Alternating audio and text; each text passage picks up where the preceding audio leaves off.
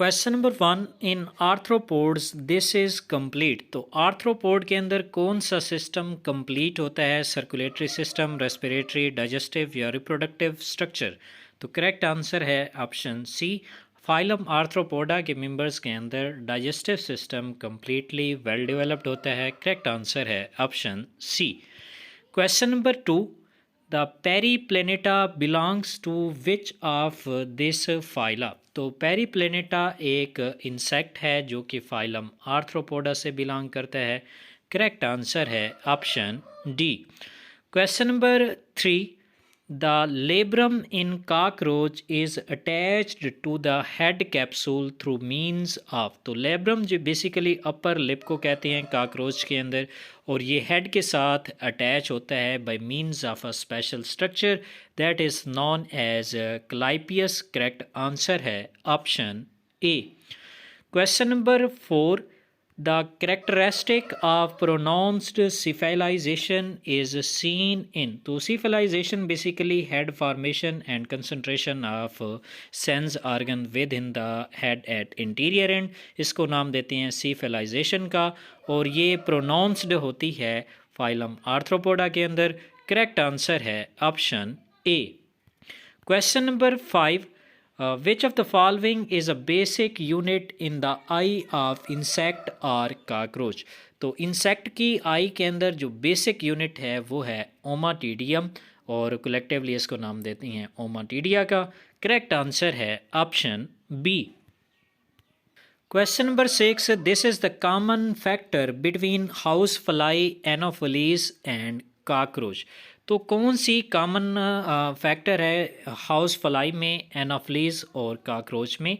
They have 3 pair of legs, they have 2 pair of wings, cuticle covering the body और presence of cephalothorax. तो इनमें जो common है वो है option A, all these 3 have 3 pair of legs.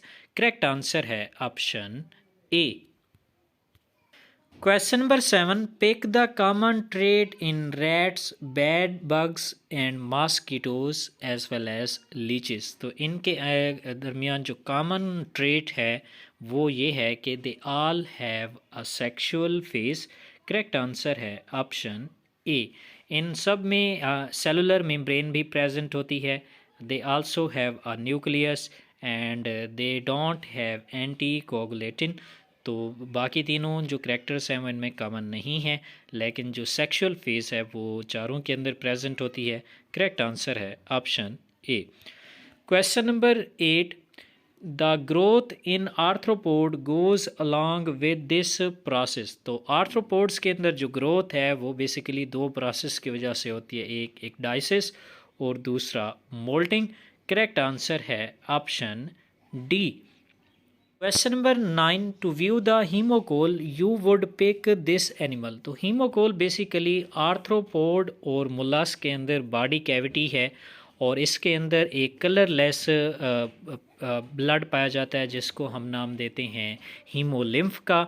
और haemolymph को देखने के लिए जो बेस्ट एनिमल है वो है स्कोलोपेंड्रा, जो कि फाइलम आर्थ्रोपोडा से बिलोंग करता है। करेक्ट आंसर है ऑप्शन सी। और आपने ये भी याद रखना है कि ये जो हीमोकोल बॉडी कैविटी है ये मोलस्क और आर्थ्रोपोड्स दोनों के अंदर प्रेजेंट होती है। Question number 10 in cockroach the spiracles are found in? तो स्पेरिकल्स जो है वो बेसिकली ओपनिंग्स हैं जो कि गैसेस एक्सचेंज में हेल्प करती हैं। और कॉकरोच के अंदर अगर स्पेरिकल्स की टोटल नंबरिंग हम देखें तो टोटल 10 स्पेरिकल्स के 10 पेयर्स होते हैं, और जिसमें 2 पेयर्स प्रेजेंट होते हैं थोरैक्स रीजन पे और 8 पेयर्स प्रेजेंट होते हैं एब्डोमिनल रीजन पे। तो करेक्ट आंसर है ऑप्शन सी। और इसी तरह ये भी पूछा जाता है कि टोटल स्पाइरिकल्स हैं कितने?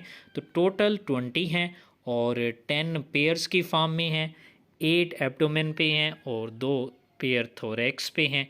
तो करेक्ट आंसर है ऑप्शन सी। और ये स्पाइरिकल्स गैसेस एक्सचेंज में इम्पॉर्टेंट रोल प्ले करते हैं।